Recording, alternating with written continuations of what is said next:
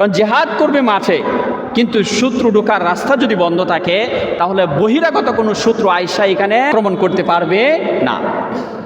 তো রাসূল আকরাম সাল্লাল্লাহু আলাইহি ওয়াসাল্লাম যুদ্ধের ময়দানে চলে গেলেন। উহুদের ময়দানে যুদ্ধ শুরু হবে, তার আগ মুহূর্তে যেই মুজাহিদগুলাকে উহুদের পাহাড় আর উহুদের এই সুড়ঙ্গ পথ আটকানোর জন্য বলা হয়েছে, তাদেরকে আল্লাহর হাবিব বলেছেন যে যুদ্ধ শেষ হওয়া পর্যন্ত তোমরা কেউ এই শুরুর যে রাস্তা আছে রাস্তা ছাড়বা না। এবং এই উহুদ পাহাড়ের উপরে যারা তীরন যাচ্ছিল, যাদের হাতে তীর ধনুক ছিল, তাদেরকে বলে দেওয়া হয়েছে ওই জায়গার থেকে তোমরা কখনো নামবা না যতক্ষণ না পর্যন্ত যুদ্ধ শেষ না হয়। তো আল্লাহর হাবিব মুহাম্মদুর রাসূলুল্লাহ সাল্লাল্লাহু আলাইহি ওয়াসাল্লাম যুদ্ধের ময়দানে চলে গেলেন। যুদ্ধ চলছে, কাফেরদের মোকাবেলা মুসলমানরা করছে। কাফেররা শেষ পর্যন্ত এই জায়গায় উহুদের যুদ্ধে ওই মুহূর্তে পরাজয় বরণ করছে।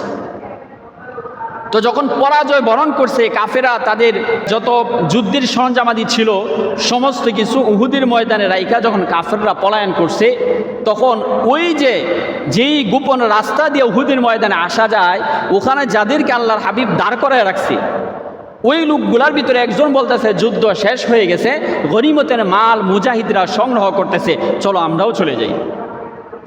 অথচ নবীজি কি বলছেন? যুদ্ধ কমপ্লিট শেষ হওয়া পর্যন্ত তোমরা এই জায়গা থেকে সরবা না। এখন তাদের গোয়েন্দা বিভাগের একজন আইসা বলছে যুদ্ধ শেষ। আর ওই কথা বিশ্বাস করে যখন এই সুড়ঙ্গের পথ মুজাহিদরা ছেড়ে দিল, যখন উহুদ পাহাড়ের উপরে যে মুজাহিদ ছিল তারা যখন নিচে চলে আসলো, উহুদের ময়দানে চলে আসলো, তখন পিছন দিক দিয়ে ওই কাফের আবার মুসলমানদেরকে আক্রমণ করে বসল। আর এই আক্রমণে এত বেশি পরিমাণ মুসলমানদের ক্ষতি হয়েছে, কিতাবের মধ্যে লেখে প্রায় 70 জন মুজাহিদ ওই উহুদের ময়দানে শহীদ বরণ করছে। এটা কেন হয়েছে?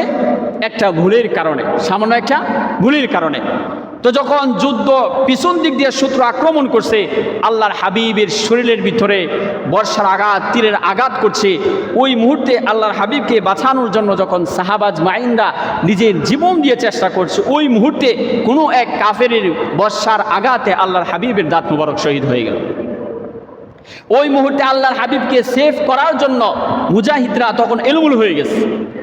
যুদ্ধের যে সিস্টেম ছিল একসাথে থাইকা সবাই যুদ্ধ করবে, তখন মুজাহিদরা চিন্তা চেতনা থেকে সরে গেছে, এলোমেলো হয়ে গেছে। আল্লাহর হাবিব তখন অসুস্থ অবস্থায় আল্লাহর হাবিব জমিনে পড়ে গেছে।